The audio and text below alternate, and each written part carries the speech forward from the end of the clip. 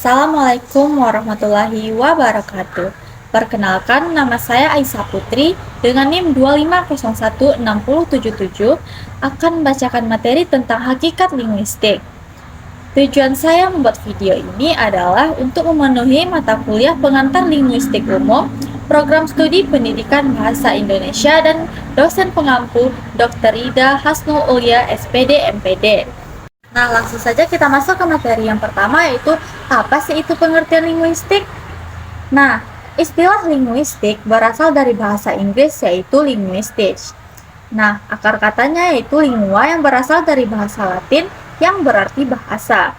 Linguistik adalah studi ilmiah tentang bahasa, mengkaji bahasa manusia secara umum, bukan bahasa tertentu. Nah, selanjutnya ada definisi linguistik menurut para ahli. Yang pertama yaitu ada Maksan 1994. Linguistik yaitu yang mengkaji semua hal tentang bahasa di dunia. Lalu yang kedua ada menurut Rigodingo dan Sadley, linguistik adalah pengkajian bahasa secara ilmiah. Yang ketiga, menurut Martinet, linguistik adalah telaah ilmiah tentang bahasa manusia. Nah, objek kajian bahasanya yaitu sebagai alat interaksi sosial antar manusia. Nah, berikutnya ada linguistik umum. Linguistik tidak mengkaji bahasa secara tertentu, tetapi mengkaji sistem bahasa secara umum.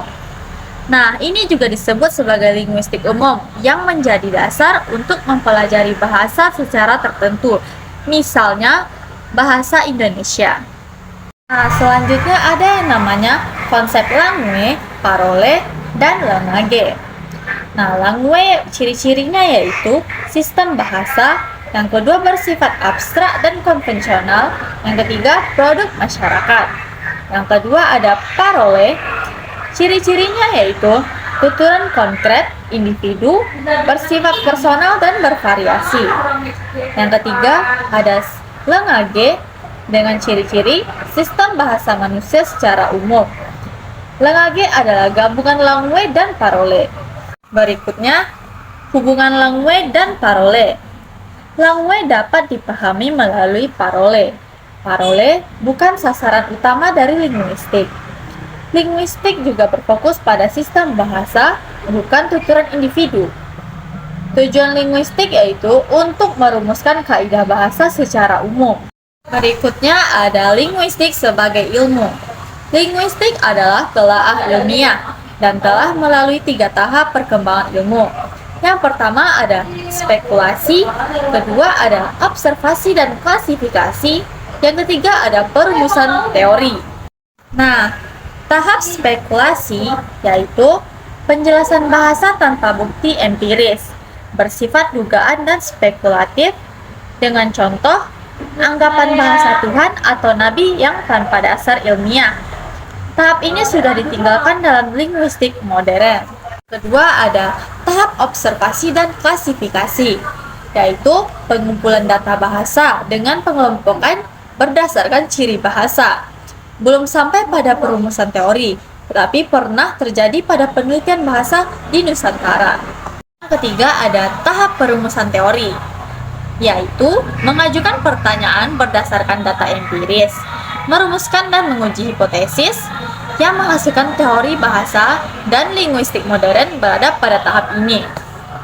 Nah, selain melalui 3 tahap perkembangan, linguistik memenuhi 3 kriteria pokok ilmu. Nah, kriteria keilmian linguistik menurut Maksan yaitu ada empiris, yaitu berdasarkan data nyata. Yang kedua ada eksak, yaitu objek kajian pasti dan dapat diuji. Yang ketiga ada objektif, yaitu analisis terbuka dan dapat diuji ulang. Lalu ada juga kriteria telaah ilmiah menurut Peksono. Yang pertama ada keeksplisitan, yaitu istilah jelas dan konsisten. Yang kedua ada kesistematisan, yaitu produk dan kerangka analisis teratur. Yang ketiga ada keobjektifan, yaitu analisis kritis dan terbuka terhadap pengujian. Nah, dalam praktiknya, linguistik menggunakan 2 metode utama, yaitu ada metode deduktif yang merumuskan hipotesis terlebih dahulu, lalu mengujinya dengan data. Yang kedua ada metode induktif, yaitu berawal dari pengamatan data, menganalisis struktur, merumuskan hipotesis, lalu menguji kebenarannya. Nah, linguistik adalah studi ilmiah tentang bahasa yang berlandaskan data empiris. Dalam penelitian linguistik, terdapat 4 langkah induktif. Yang pertama ada pengamatan data bahasa, ialah mengumpulkan data dan menguraikan data. Yang kedua ada analisis struktur data, yaitu yang mencari kaidah bahasa yang terkandung di dalam data. Yang ketiga ada perumusan hipotesis, yaitu menyusun kaidah secara tepat untuk memberikan gambaran secara menyeluruh. Yang kelima ada pengujian hipotesis, yaitu menguji hipotesis dengan fakta baru. Teori sah jika diuji ulang dan hasilnya sama. Nah, manfaat mempelajari linguistik yaitu linguistik sangat penting bagi guru bahasa, penerjemah, penyusun kamus, dan penulis buku. Nah, linguistik juga membantu memahami fonologi, morfologi, sintaksis, semantik, dan leksikologi. Selanjutnya ada manfaat linguistik bagi guru.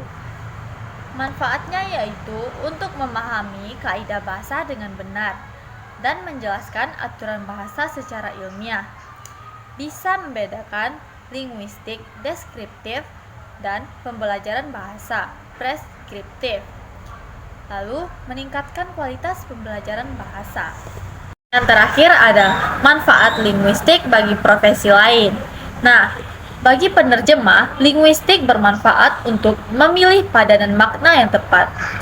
Bagi leksikografer, manfaat linguistik yaitu untuk menyusun kamus secara ilmiah. Bagi penulis, linguistik bermanfaat untuk menyesuaikan bahasa dengan pembaca. Bagi guru non-bahasa, manfaat linguistik yaitu untuk menyampaikan materi secara jelas. Terakhir, kesimpulan dari materi hakikat linguistik yaitu linguistik adalah ilmu yang mengkaji bahasa secara ilmiah. Objek kajiannya yaitu bahasa manusia secara umum, bersifat empiris, sistematis, dan objektif. Sangat penting dalam dunia pendidikan dan kebahasaan. Nah, itulah hasil dari presentasi saya. Saya sudahi dengan Assalamualaikum warahmatullahi wabarakatuh.